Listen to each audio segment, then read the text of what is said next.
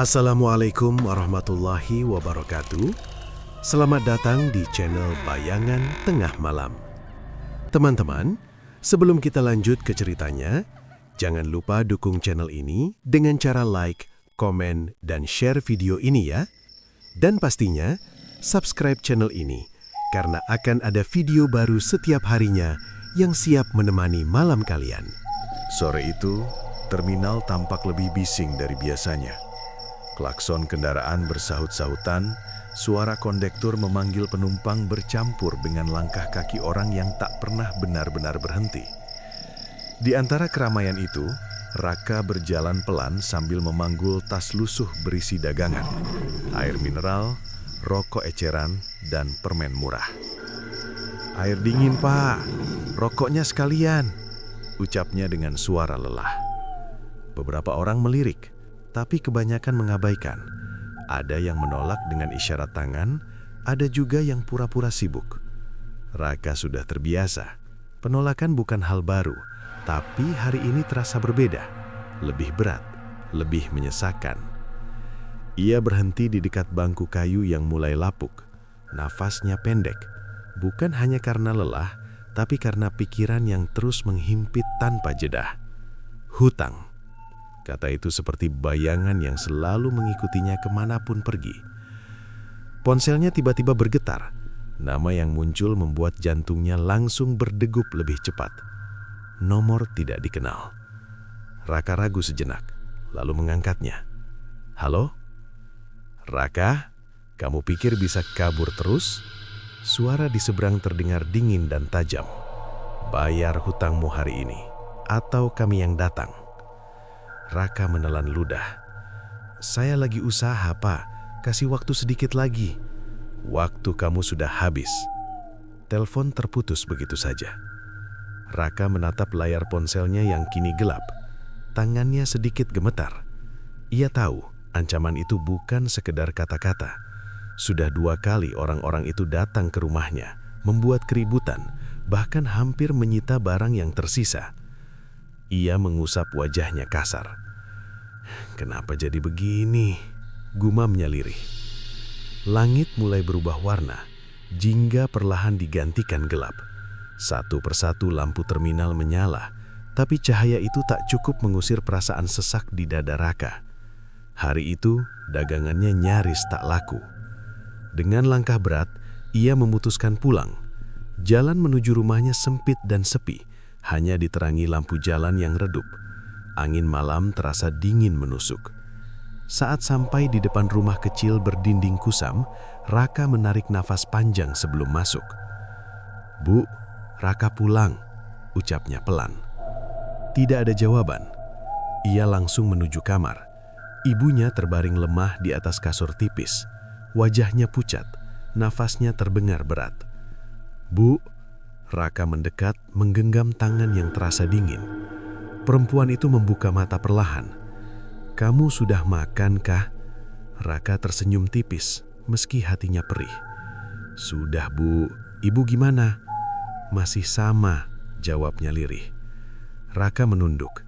Ia tahu itu bukan jawaban sebenarnya. Kondisi ibunya makin memburuk.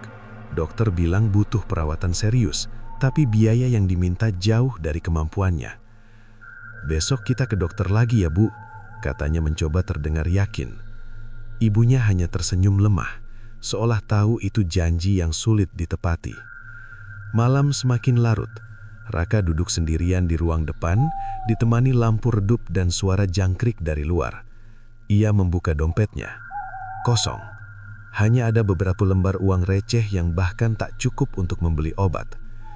Tiba-tiba terdengar suara ketukan di pintu. Tok, tok, tok. Raka terdiam. Jantungnya kembali berdegup kencang. Pelan-pelan ia berdiri, mendekati pintu. "Siapa?" tanyanya waspada. Tidak ada jawaban.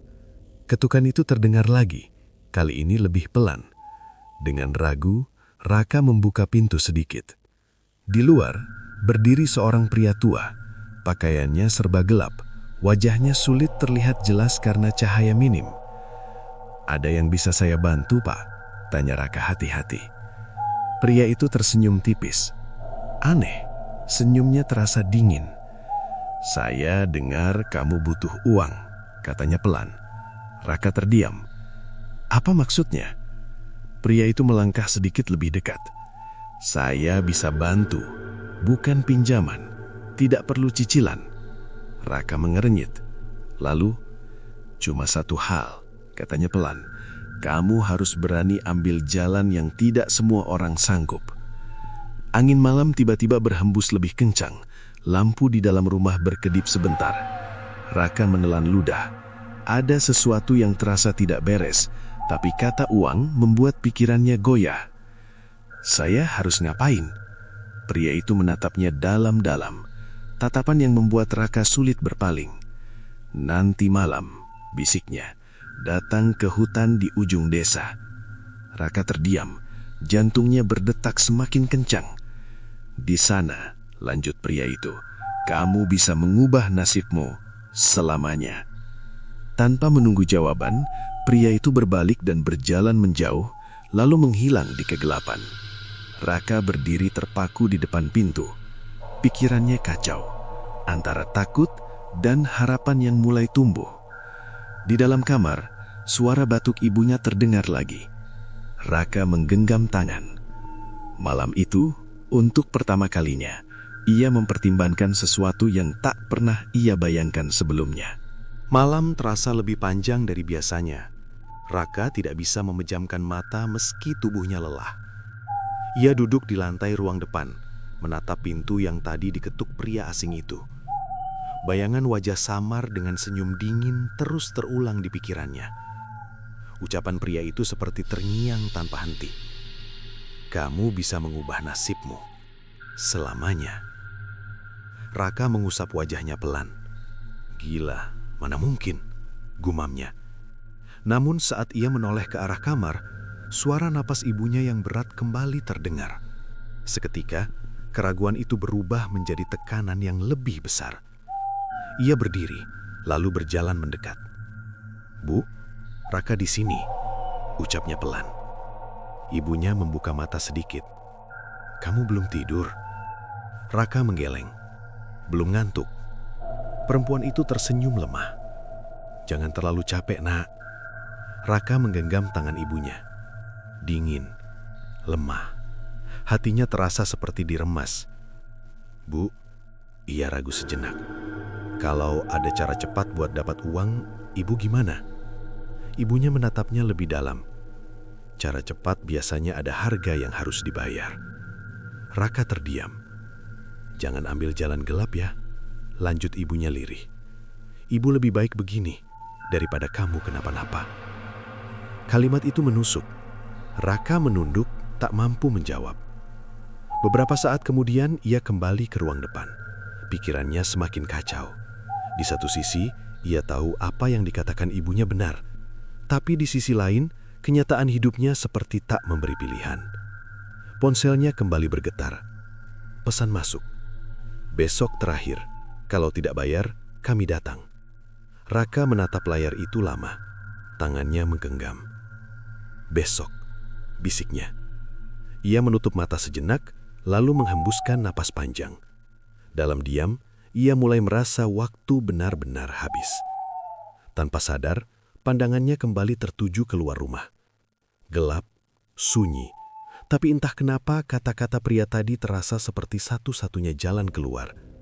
Perlahan, ia berdiri. Langkahnya ragu saat membuka pintu. Angin malam langsung menyambut, membawa hawa dingin yang membuat bulu kuduknya meremang. Raka menoleh ke kanan dan kiri. Tidak ada siapa-siapa. "Hutan di ujung desa," gumamnya. Tempat itu bukan lokasi asing, tapi jarang ada yang berani mendekat saat malam. Banyak cerita beredar tentang orang hilang, suara aneh, sampai bayangan yang mengikuti tanpa wujud jelas. Raka menelan ludah. "Cuma lihat saja," katanya pada diri sendiri. "Gak harus ikut." Ia mengambil jaket tipis lalu melangkah keluar, menutup pintu perlahan agar tidak membangunkan ibunya. Jalan menuju hutan terasa berbeda malam itu, lebih sepi dari biasanya. Bahkan suara anjing yang biasanya menggonggong pun tidak terdengar. Langkah Raka semakin pelan saat pepohonan mulai terlihat di kejauhan. Gelapnya seperti menelan cahaya sekitar. "Kenapa jadi begini?" bisiknya. Tiba-tiba, kamu datang. Suara itu membuat Raka tersentak. Ia menoleh cepat. Pria itu sudah berdiri di sana, seolah muncul begitu saja dari bayangan. "Pak, ini sebenarnya apa?" Pria itu tersenyum tipis. "Kesempatan." "Kesempatan apa?" "Untuk keluar dari semua masalahmu." Raka menggeleng pelan. "Gak ada yang gratis, kan?" Pria itu tertawa kecil. "Kamu benar. Tidak ada yang benar-benar tanpa harga." Raka diam. "Apa yang harus saya lakukan?" tanyanya akhirnya. Pria itu melangkah mendekat. "Ikuti saya malam ini. Lakukan apa yang saya bilang. Setelah itu, hidupmu akan berubah." Raka menatapnya lekat. "Berubah bagaimana?" "Kamu tidak akan lagi memikirkan hutang. Uang akan datang sendiri." Kalimat itu terdengar terlalu indah, tidak masuk akal. Tapi anehnya, justru itu yang membuat Raka semakin sulit menolak. "Risikonya apa?" tanya Raka pelan. Pria itu berhenti, lalu menoleh. Senyumnya kali ini lebih tipis. "Hanya satu hal kecil," jawabnya. "Kamu harus berani membuat perjanjian." "Perjanjian apa?" Pria itu tidak langsung menjawab. Ia justru menunjuk ke arah dalam hutan. Jawabannya ada di sana. Angin kembali berhembus. Daun-daun bergesekan menciptakan suara seperti bisikan. Raka menatap ke arah gelap di depannya. Dadanya terasa sesak. Instingnya mengatakan untuk mundur, pergi, melupakan semua ini. Tapi bayangan ibunya di kasur, suara ancaman dari penagih hutang dan dompet kosong kembali muncul di pikirannya. Ia menggenggam tangan kuat. "Kalau saya ikut, semua masalah selesai?" tanyanya memastikan. Pria itu mengangguk pelan. "Selama kamu tidak melanggar perjanjian." Raka terdiam beberapa saat. Lalu dengan napas berat, ia berkata, "Saya ikut." Pria itu tersenyum lebih lebar. Keputusan yang tepat. Tanpa berkata lagi, ia mulai berjalan masuk ke dalam hutan. Raka sempat ragu sesaat, tapi akhirnya melangkah mengikuti. Gelap langsung menyelimuti. Suara dunia luar perlahan menghilang, digantikan dengan keheningan yang terasa aneh. Di dalam hati kecilnya, Raka tahu, langkah ini mungkin tidak akan bisa ia kembalikan. Langkah Raka semakin berat saat masuk lebih dalam ke hutan. Tanah terasa lembab, akar pohon menjulur seperti sengaja menghalangi jalan. Udara berubah dingin, tidak seperti malam biasa. Sunyi, terlalu sunyi. Ia berjalan di belakang pria tua itu tanpa berani bertanya. Setiap kali ingin membuka suara, tenggorokannya terasa kaku. "Masih jauh, Pak." Akhirnya Raka memberanikan diri. "Tidak," jawab pria itu singkat. "Sudah dekat." Jawaban itu tidak menenangkan. Beberapa menit kemudian, mereka tiba di sebuah tempat terbuka. Tanahnya rata, tapi aneh, tidak ditumbuhi rumput sama sekali. Di tengahnya, terdapat lingkaran tanah hitam dengan beberapa benda aneh di sekitarnya. Raka memperhatikan dengan napas tertahan. Ada lilin yang menyala redup meski tidak terlihat ada angin. Beberapa sesajen tersusun rapi, beras, telur, dan cairan merah dalam mangkuk kecil. Bau menyengat langsung menusuk hidungnya. "Ini tempatnya," kata pria itu.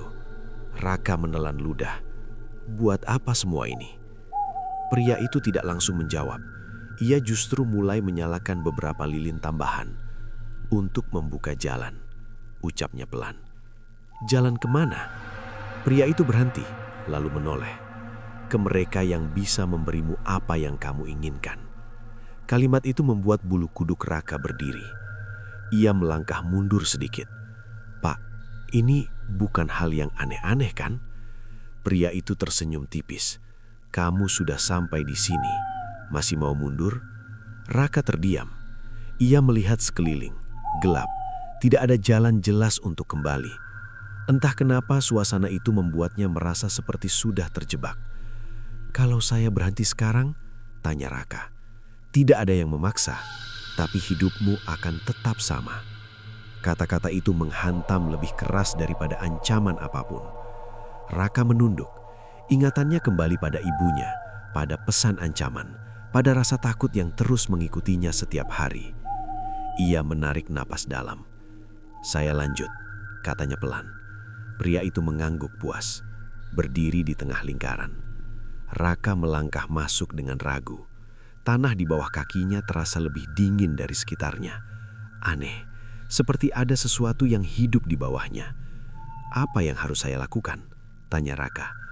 Pria itu mengambil sebuah benda kecil, pisau tipis dengan ujung tajam.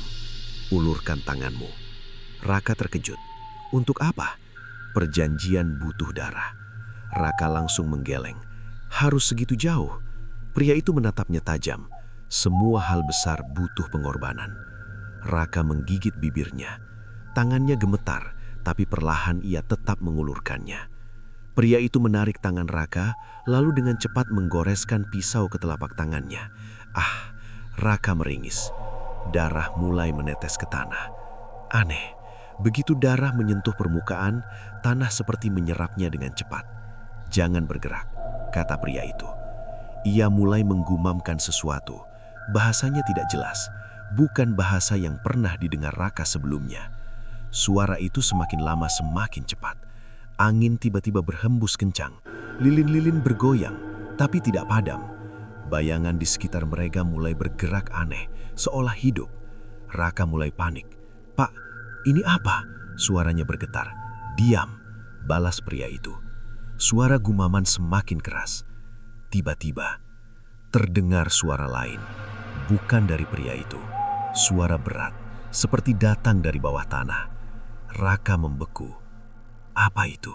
bisiknya. Tidak ada jawaban. Suara itu berubah menjadi seperti bisikan banyak orang, bercampur jadi satu. Tidak jelas, tapi cukup membuat kepala Raka terasa pusing.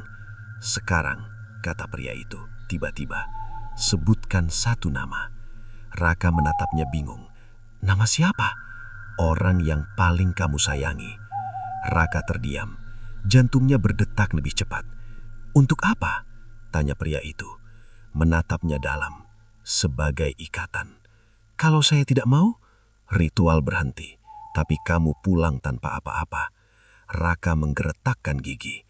Di kepalanya hanya ada satu wajah yang terus muncul. Ibunya. Tangannya semakin gemetar. Ia tahu ini tidak benar. Ada sesuatu yang salah, tapi suara di sekelilingnya semakin keras, seolah mendesaknya untuk segera memilih. "Cepat!" desak pria itu. Raka menutup mata. "Maaf, Bu." "Ibu saya," suaranya pelan. "Namanya," tekan pria itu. Raka menarik napas panjang, lalu dengan suara lirih, ia menyebutkan nama ibunya. Sesaat setelah itu, semua suara berhenti. Sunyi. Terlalu sunyi. Raka membuka mata perlahan. "Sudah?" tanyanya. Pria itu tidak menjawab. Ia justru tersenyum. Bukan senyum biasa. Senyum yang membuat tubuh Raka terasa dingin seketika. Tiba-tiba, dari bawah tanah, terdengar suara tawa. Pelan, lalu semakin keras. Tawa yang bukan milik manusia. Raka mundur dengan panik. "Pak, ini apa?" Tanah di dalam lingkaran mulai retak halus. Udara terasa semakin berat. Pria itu akhirnya berbicara. Suaranya berubah lebih dalam. Perjanjian sudah diterima. Raka menggeleng cepat. "Perjanjian apa?" Tawa itu semakin keras, memenuhi seluruh area. "Kontrak nyawamu," lanjut pria itu. Raka membeku. Apa maksudnya? Pria itu menatapnya tajam, lalu berbisik pelan. "Sekarang kamu tidak bisa kembali." Angin berhenti tiba-tiba, lilin padam bersamaan, dan dalam kegelapan total, Raka merasa ada sesuatu yang berdiri tepat di belakangnya. Raka terbangun dengan napas tersengal. Tubuhnya basah oleh keringat dingin. Ia langsung bangkit, menatap sekeliling dengan panik. Kamar, kasur tipis, dinding kusam yang sama. Ia kembali ke rumah. Raka memegang kepalanya. Ingatan tentang hutan, suara tawa, dan sosok di belakangnya masih terasa nyata. Terlalu nyata untuk dianggap mimpi. Apa itu cuma mimpi? Gumamnya. Ia menoleh ke arah tangannya. Bekas goresan di telapak masih ada. Tipis, tapi jelas. Raka terdiam. Bukan mimpi. Suara batuk dari kamar membuatnya tersadar. Ia segera berdiri dan menghampiri ibunya. "Bu," panggilnya pelan. Ibunya duduk di kasur. Wajahnya berbeda, lebih segar, tidak sepucat kemarin. "Kamu sudah bangun?" tanya ibunya. Raka terkejut. "Bu, kelihatan lebih baik." Perempuan itu tersenyum tipis. "Iya, badan ibu terasa ringan hari ini." Raka mengerutkan kening. Perubahan itu terlalu cepat. "Kemarin ibu masih lemas. Sekarang tidak," potong ibunya pelan. "Aneh ya?" Raka hanya mengangguk, meski dalam hati muncul rasa tidak nyaman. Ia kembali ke ruang depan. Tas dagangannya masih tergeletak di sudut. Dengan perasaan campur adik, ia bersiap berangkat seperti biasa. Terminal tetap ramai, tapi hari itu terasa berbeda. Belum sempat Raka menawarkan barang, seorang pria menghampirinya. "Ada air dingin?" "Ada, Pak," jawab Raka cepat. Pria itu membeli 2 botol sekaligus.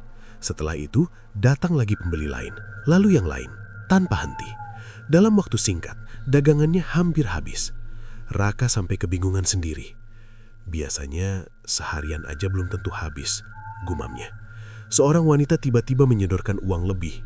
"Bu, kembaliannya nggak usah." Raka tertegun. "Bu, ini kebanyakan."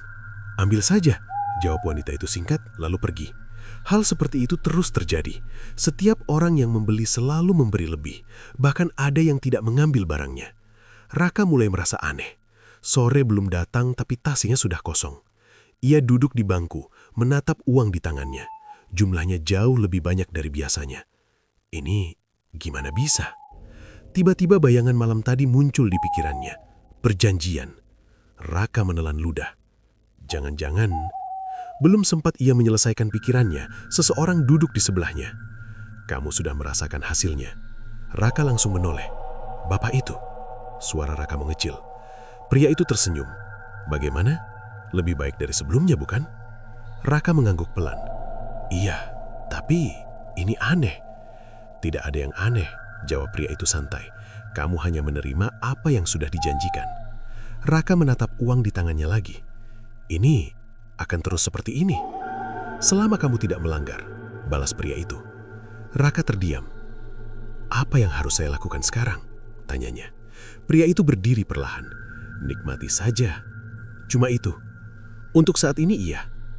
Raka merasa jawaban itu terlalu sederhana. "Tapi semalam," pria itu memotong. "Tidak perlu dipikirkan." Ia menatap Raka dalam-dalam. Hal-hal seperti itu lebih baik dilupakan. Raka tidak sempat bertanya lagi. Pria itu sudah berjalan pergi lalu menghilang di keramaian, seolah tidak pernah ada. Raka duduk terpaku. Hari mulai degelap saat ia pulang. Di sepanjang jalan, pikirannya terus dipenuhi rasa bingung dan sedikit takut. Saat sampai rumah, ia langsung membuka pintu. "Bu, Raka pulang." Ibunya sudah berdiri di dapur. Raka terkejut.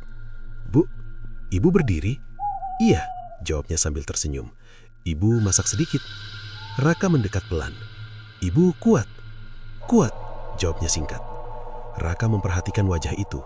Senyumnya sama, tapi ada sesuatu yang berbeda. Tatapannya terasa kosong. "Ibu nggak capek?" tanya Raka lagi. Ibunya berhenti sebentar, lalu menoleh. "Tidak." Jawaban itu datar. Raka menelan ludah. Ya sudah, Raka ganti baju dulu. Ia berjalan ke kamar dengan langkah pelan. Hatinya tidak tenang. Perubahan ibunya terlalu cepat, terlalu tidak masuk akal. Malam datang, rumah terasa lebih sunyi dari biasanya. Tidak ada suara batuk, tidak ada keluhan. Raka duduk sendirian di ruang depan. Tiba-tiba, ia melihat sesuatu di sudut ruangan. Seperti bayangan, hitam, diam. Raka berkedip. Bayangan itu hilang. Ia menggeleng pelan. Mungkin capek. Namun, saat ia menoleh ke arah lain, bayangan itu muncul lagi. Kali ini lebih jelas, seperti sosok berdiri, memperhatikannya. Raka langsung berdiri. "Siapa itu?" Tidak ada jawaban. Sosok itu tetap diam, perlahan mendekat. Raka mundur dengan napas cepat. "Jangan," bisiknya. Tiba-tiba lampu berkedip. Sekali, dua kali, lalu stabil kembali. Sosok itu hilang. Raka terdiam, jantungnya berdetak sangat keras.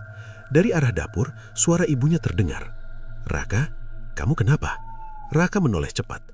"Enggak, Bu." Ia mencoba tenang tapi tangannya masih gemetar. Malam itu, untuk pertama kalinya, Raka sadar rizki yang ia terima tidak datang sendirian. Hari-hari berikutnya berjalan cepat, tapi tidak terasa ringan. Uang memang terus datang, bahkan lebih banyak dari yang pernah dibayangkan Raka. Dagangannya selalu habis sebelum siang, kadang tanpa ia perlu berkeliling terlalu jauh.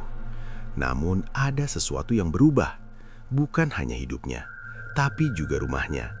Pagi itu Raka terbangun karena suara pelan dari dapur, bukan suara memasak, lebih seperti bisikan. Ia mengernyit, lalu bangkit dari tempat tidur. "Bu," panggilnya. Tidak ada jawaban. Suara itu masih terdengar, pelan, seperti seseorang sedang berbicara sendiri. Raka melangkah perlahan menuju dapur. Jantungnya berdetak tidak beraturan. Saat sampai di depan pintu, ia berhenti. Ibunya berdiri membelakangi, diam. "Bu, lagi ngapain?" tanya Raka hati-hati. Perempuan itu tidak langsung menjawab. Beberapa detik berlalu, lalu pelan ia menoleh. "Ibu lagi bicara," jawabnya singkat. Raka menelan ludah. "Bicara sama siapa?" Ibunya tersenyum. Aneh, tidak seperti biasanya. "Teman." Raka merasakan hawa dingin menjalar di punggungnya. "Teman siapa, Bu?" Ibunya tidak menjawab. Ia kembali membelakangi, lalu melanjutkan bisikan yang tidak jelas. Raka mundur perlahan. Perasaan tidak enak semakin kuat. Siang harinya Raka pergi ke terminal seperti biasa. Penjualan tetap lancar, bahkan lebih ramai dari sebelumnya. Tapi pikirannya tidak fokus. Bayangan ibunya di dapur terus terlintas. "Rak, kamu kenapa bengong?" tanya seorang pedagang lain. "Enggak, cuma capek," jawabnya singkat. "Lagi banyak duit malah kelihatan pusing." Orang itu tertawa kecil. Raka hanya tersenyum tipis. Kalimat itu justru terasa menekan. Sore hari ia memutuskan pulang lebih cepat. Saat memasuki gang rumahnya, beberapa tetangga terlihat berkumpul. Mereka langsung diam saat melihat Raka. Salah satu dari mereka mendekat. "Rak," suaranya pelan. "Rumah kamu akhir-akhir ini kenapa?" Raka mengernyit. "Kenapa maksudnya?" "Aneh," jawab pria itu. "Malam-malam ada suara. Kadang seperti orang nangis, kadang kayak ketawa." Raka terdiam. "Itu bukan dari kami," lanjutnya cepat. "Saya juga bingung." Pria itu menatap Raka dengan serius. "Kamu hati-hati." Raka hanya mengangguk, meski hatinya mulai tidak tenang. Ia segera masuk ke rumah. "Bu, Raka pulang," ucapnya. Tidak ada jawaban. Raka langsung menuju kamar. Kosong. "Bu," panggilnya lagi.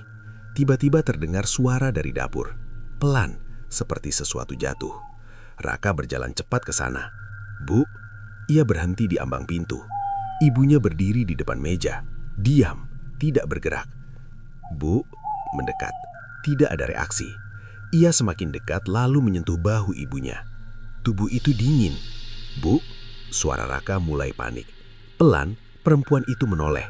Matanya terbuka, tapi tidak berkedip. Tatapannya kosong. Raka mundur sedikit. "Bu, kenapa?" Ibunya tidak menjawab. Ia hanya berdiri, kaku, seperti tidak bernapas. Raka memperhatikan dada ibunya. Tidak naik, tidak turun. "Bu," suaranya bergetar. Tiba-tiba, ibunya tersenyum. Pelan, tapi bukan senyum hangat. Lebih seperti sesuatu yang dipaksakan. "Raka pulang," ucapnya datar. Raka membeku. Nada suara itu berbeda, tidak ada rasa. "Ibu, tadi..." Raka tidak bisa melanjutkan kalimatnya. Ibunya tetap tersenyum. "Tidak apa-apa." Jawaban itu terlalu cepat, terlalu dingin. Raka mundur perlahan, perasaannya kacau. Sesuatu jelas tidak beres. Malam datang lebih cepat dari biasanya. Raka tidak bisa tidur. Ia duduk di ruang depan, memeluk lututnya sendiri.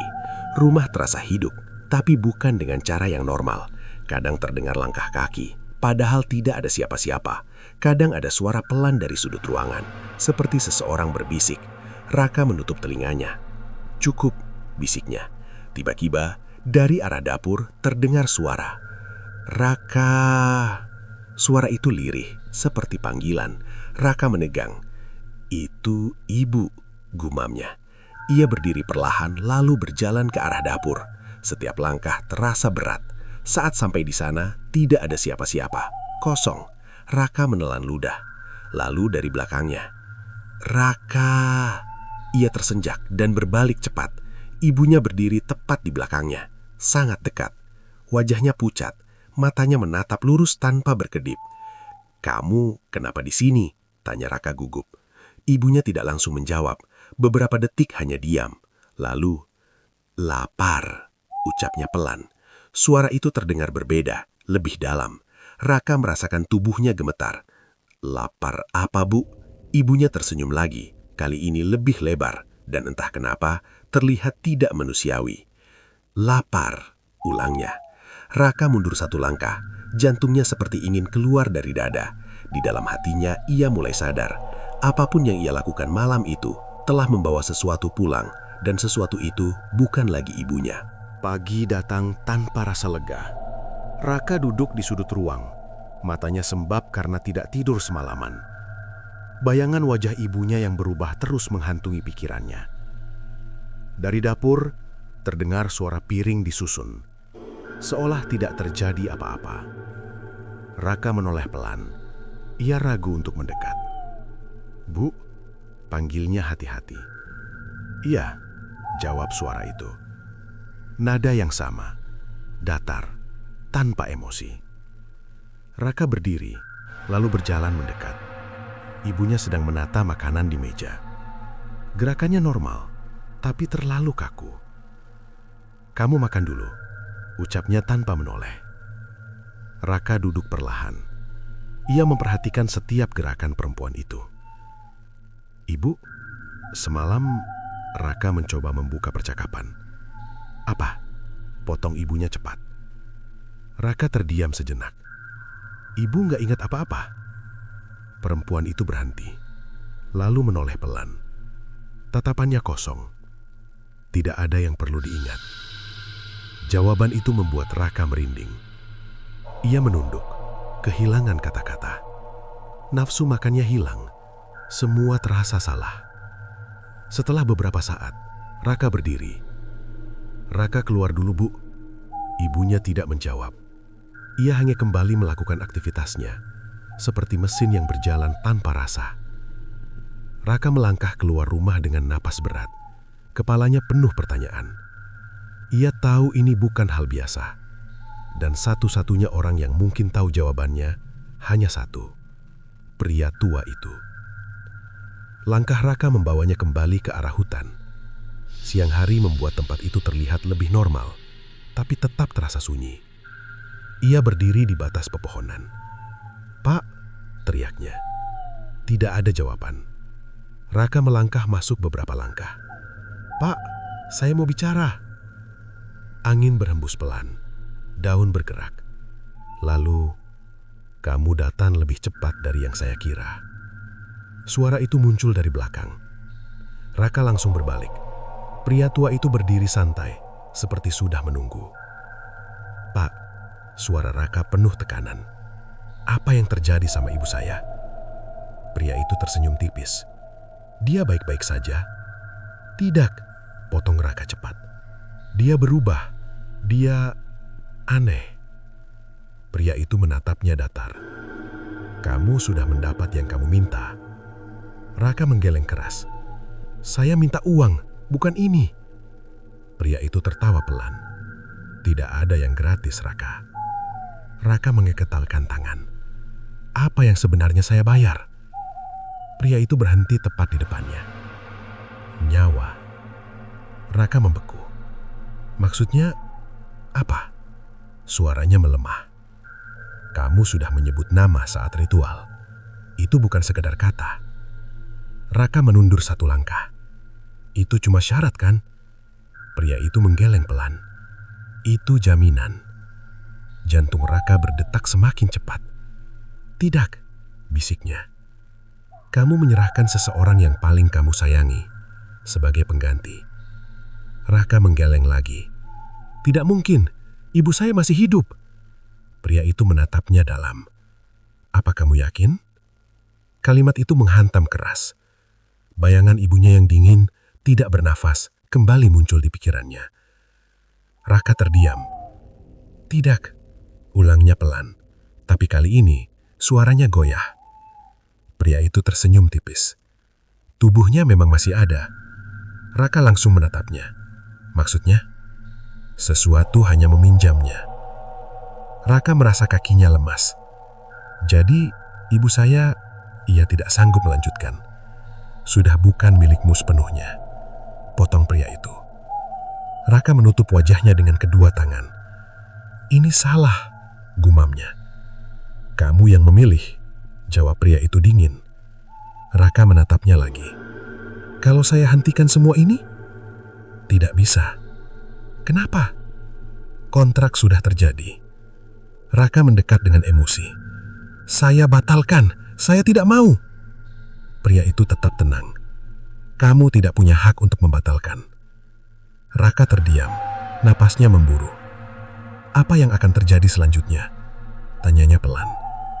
Pria itu menoleh ke arah dalam hutan. Mereka akan mulai menagih. Raka merasakan tenggorokannya kering. Menagih apa lagi? Pria itu kembali menatap Raka. Lebih banyak. Raka menggeleng putus asa. Tidak, cukup ibu saja. Belum cukup, potong pria itu. Kalimat itu membuat darah Raka terasa dingin. Maksudnya apa? Pria itu tersenyum. Kamu pikir rezeki deras itu datang dari mana? Raka terdiam. Setiap rupiah ada gantinya. Lanjut pria itu. Gantinya apa? Pria itu mendekat lalu berbisik pelan di telinga Raka. Nyawa lain. Raka langsung mundur dengan wajah pucat.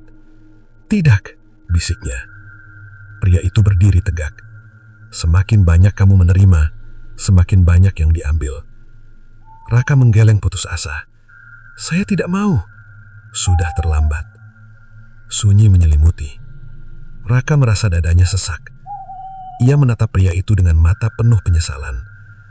Kenapa? Kenapa saya? Pria itu tersenyum tipis. Karena kamu yang datang. Angin berhembus lebih kencang.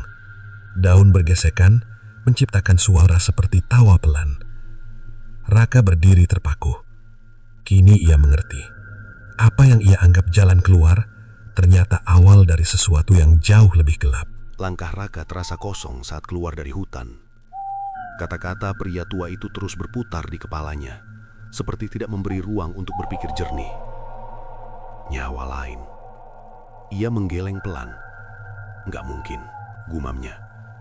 Namun, semakin ia menolak, semakin jelas bayangan-bayangan aneh yang selama ini ia abaikan mulai terasa masuk akal. Uang yang datang tanpa sebab, tatapan orang-orang yang aneh sebelum membeli, dan perubahan ibunya. Raka mempercepat langkah menuju rumah. Saat sampai di gang, suasana terasa berbeda. Beberapa orang berkumpul di depan rumah tetangga. Wajah mereka tegang. Ada apa? Tanya Raka pada seseorang yang berdiri di pinggir. Orang itu menoleh. Kamu belum dengar? Dengar apa? Pak Darto meninggal tadi pagi. Raka terdiam. Katanya mendadak, lanjutnya. Padahal kemarin masih kelihatan sehat. Raka menelan ludah. Mendadak? Iya, aneh sih. Raka tidak menjawab. Pikirannya langsung terhubung pada sesuatu yang ia takutkan. Kemarin, Pak Darto sempat membeli dagangannya, bahkan memberi uang lebih. Raka mundur pelan, nafasnya mulai tidak teratur. Bukan karena itu, bisiknya. Ia segera berjalan menjauh, masuk ke rumah tanpa menyapa siapapun. Bu, panggilnya. Tidak ada jawaban. Raka masuk ke kamar. Kosong. Ia beralih ke dapur. Ibunya ada di sana, berdiri diam menghadap jendela. Bu, ibu dengar? Beberapa detik hening. Lalu tanpa menoleh, dengar. Jawaban itu singkat, datar. Raka menggenggam tangannya sendiri untuk menahan gemetar. Bu, Pak Darto meninggal. Tidak ada reaksi. Seharusnya ibunya terkejut atau bertanya. Tapi ini hanya diam. Ibu nggak kaget? Tanya Raka. Perlahan, perempuan itu menoleh. Tatapannya kosong seperti sebelumnya. Kenapa harus kaget? Raka mundur satu langkah. Jawaban itu terasa salah. Ibu kenal dia kan? Iya. Terus? Tidak ada jawaban. Ibunya kembali menghadap jendela. Raka merasakan sesuatu menekan dadanya. Ia keluar dari dapur, lalu duduk di ruang depan dengan wajah pucat. Semua mulai terhubung. Orang yang membeli, lalu mati. Uang yang ia terima, ditukar. Raka menutup wajahnya. Ini salah, bisiknya. Tiba-tiba ia teringat sesuatu. Pria tua itu. Ia harus menemukan jawaban lebih jelas. Tanpa berpikir panjang, Raka kembali keluar rumah. Kali ini tujuannya bukan hutan, tapi tempat lain. Warung tua di ujung desa tempat orang-orang biasa berkumpul dan berbagi cerita. Di sana, ia bertemu dengan seorang pria tua lain, warga lama yang dikenal tahu banyak hal. Pak, Raka mendekat. Saya mau tanya sesuatu. Pria itu menatapnya. Tanya apa? Raka ragu sejenak. Tentang pesugihan. Wajah pria itu langsung berubah. Kamu ngapain nanya begituan? Saya butuh tahu, jawab Raka cepat. Pria itu menghela panjang nafas. Kamu sudah terlibat. Raka tidak menjawab, tapi ekspresinya cukup menjelaskan. Pria itu menggeleng pelan. Kamu nekat. Apa benar ada yang pakai tumbal? Tanya Raka. Bukan cuma benar, itu inti dari semuanya. Raka menelan ludah. Kalau seseorang menyebut nama orang lain saat ritual, tanya Raka lanjut. Pria itu menatap tajam. Berarti orang itu sudah diserahkan. Raka membeku. Diserahkan? Maksudnya? Nyawanya bukan milik dia lagi, jawab pria itu pelan. Raka merasakan dunia seperti berhenti. Kalau tubuhnya masih ada, pria itu menghela nafas. Itu bukan dia lagi. Raka menunduk, tangannya gemetar. Jadi, selama ini suaranya hampir tidak terdengar. Pria itu melanjutkan. Banyak yang tidak sadar. Mereka pikir masih bisa kembali. Padahal apa? Sejak ritual selesai, semuanya sudah berakhir. Raka mengangkat wajahnya perlahan.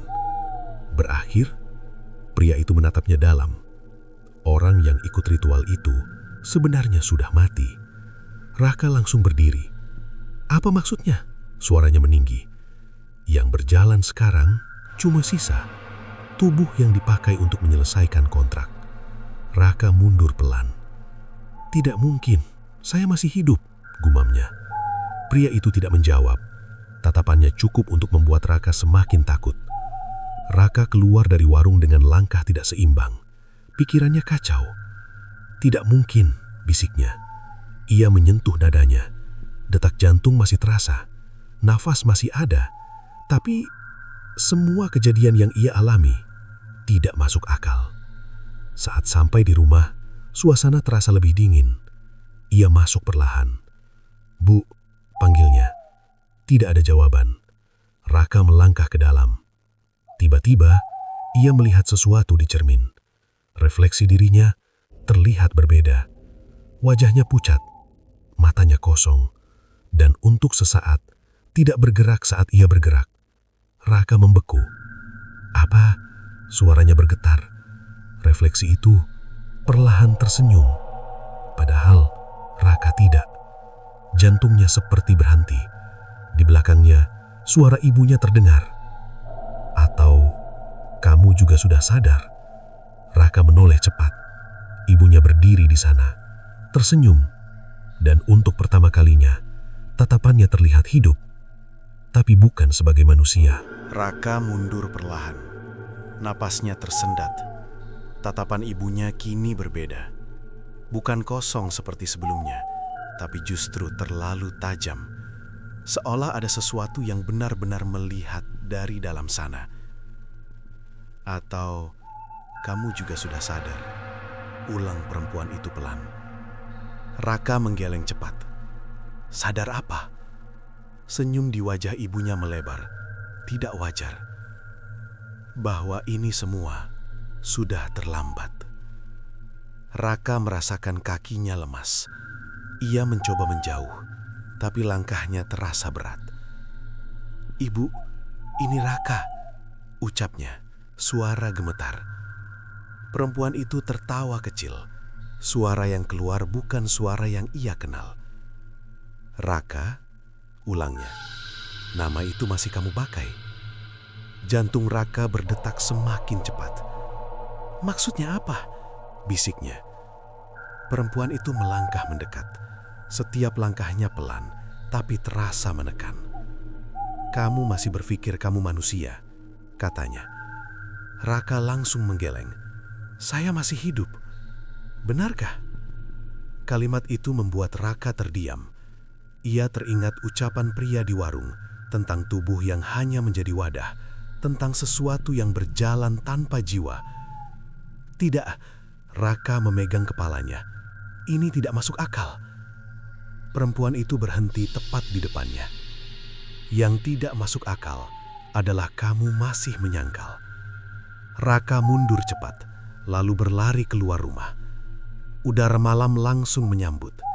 Dingin, menekan. Ia terus berlari tanpa arah, menjauh dari tempat itu. "Ini bukan nyata, ini bukan nyata," ulangnya. Namun setiap langkah justru terasa semakin berat, seolah ada sesuatu yang menariknya kembali. Beberapa menit kemudian, Raka berhenti. Ia terengah, lalu perlahan menoleh ke belakang. Rumahnya ada di sana, padahal ia merasa sudah berlari jauh.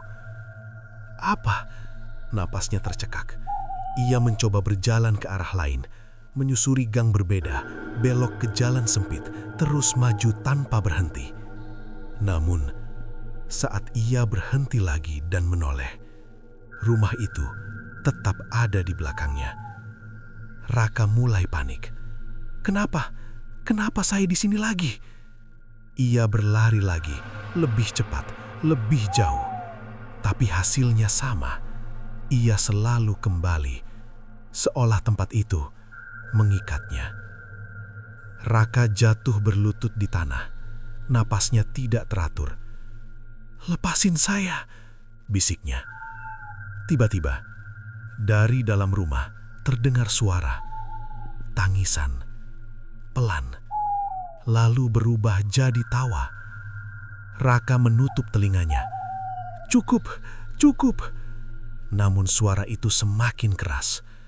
Ia menoleh ke arah pintu yang terbuka sedikit. Gelap di dalamnya terasa seperti memanggil. Perlahan, Raka berdiri.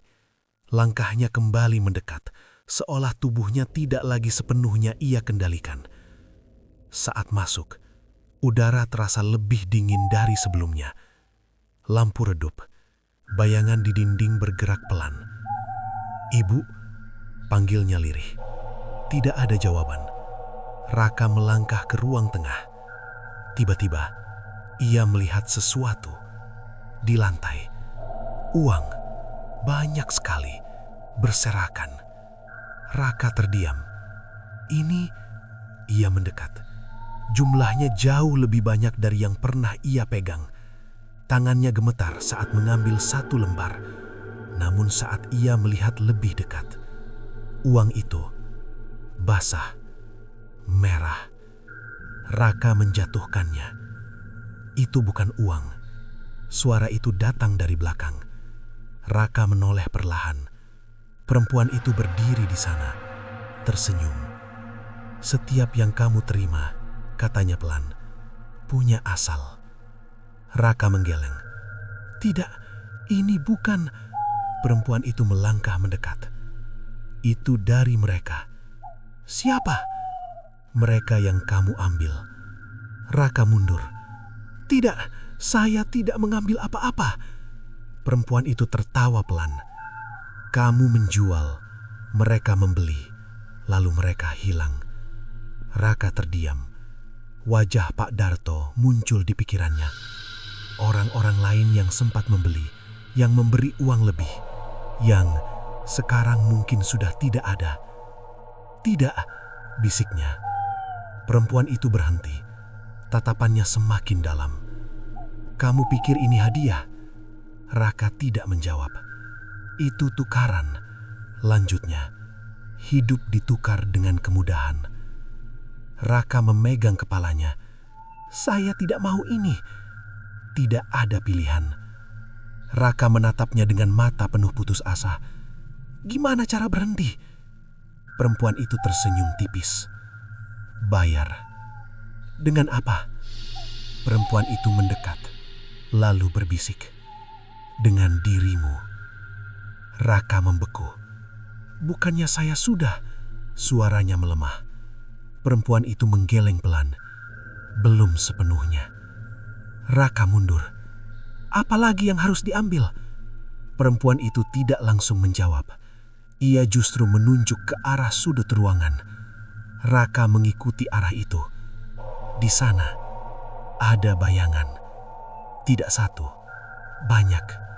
Berdiri diam, menghadap ke arahnya. Perlahan, satu langkah mereka maju, lalu langkah lain. Suara gesekan kaki terdengar pelan.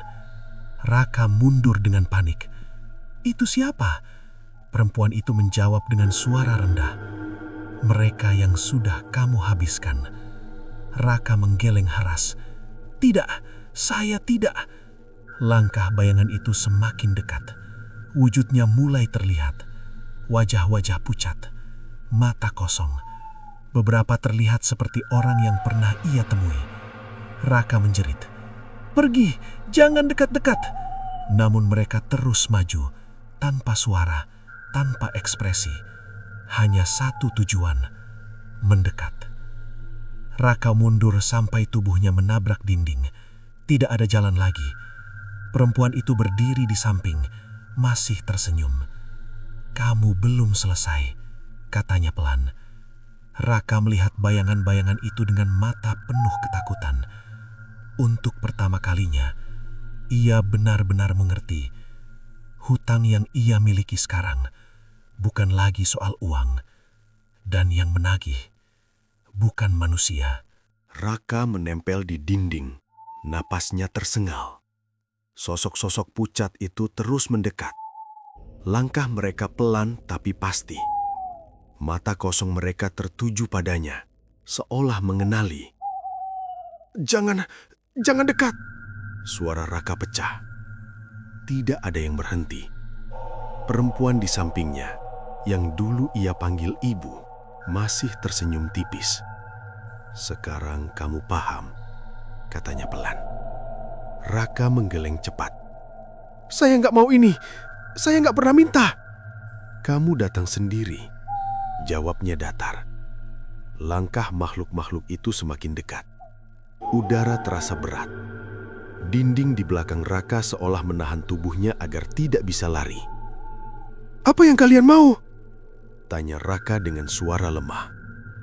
Tidak ada jawaban. Namun salah satu dari mereka mengangkat tangan perlahan, menunjuk ke arah Raka. Lalu yang lain mengikuti, satu persatu, menunjuk, seolah menyatakan sesuatu. Perempuan itu mendekat sedikit. Mereka datang untuk mengambil kembali. "Mengambil apa?" bisik Raka. "Yang kamu pakai." Raka terdiam. Tangannya gemetar. Ia melihat tubuhnya sendiri. Kulitnya tampak pucat. Ujung jarinya mulai menghitam. "Apa ini?" Suaranya lirih.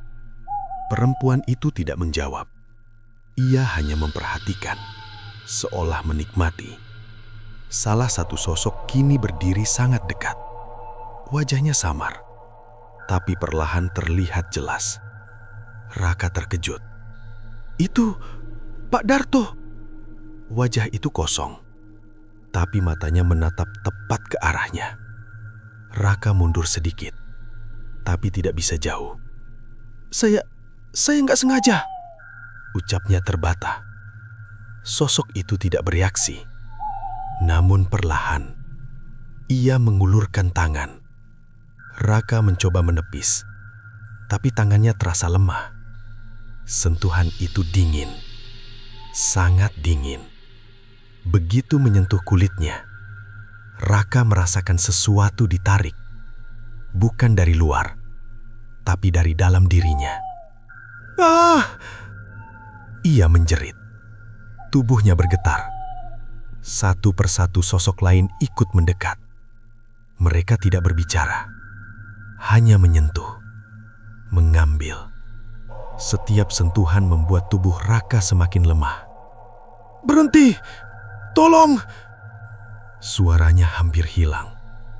Perempuan itu berdiri diam. Ini bagianmu, katanya pelan. Raka jatuh berlutut. Penglihatannya mulai kabur. Apa saya akan mati? Bisiknya. Perempuan itu menggeleng pelan. Kamu sudah mati. Kalimat itu membuat semuanya terasa berhenti. Raka terdiam. Sejak malam itu, lanjutnya, kamu hanya berjalan untuk menyelesaikan kontrak. Raka mencoba mengingat. Hutan, darah, tawa, lalu gelap. Ia menatap tangannya lagi. Kulitnya retak halus, seperti sesuatu yang mulai hancur. Jadi, selama ini, suaranya lemah. Bukan kamu sepenuhnya, potong perempuan itu. Sosok-sosok di sekitarnya semakin banyak. Mereka mengelilingi Raka, perlahan, menarik lebih dalam.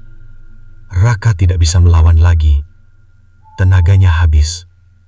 Kalau saya habis, ia berhenti sejenak. Apa yang terjadi? Perempuan itu tersenyum. Kamu digantikan. Raka menutup mata. Air matanya jatuh. Ibu, bisiknya. Namun tidak ada jawaban.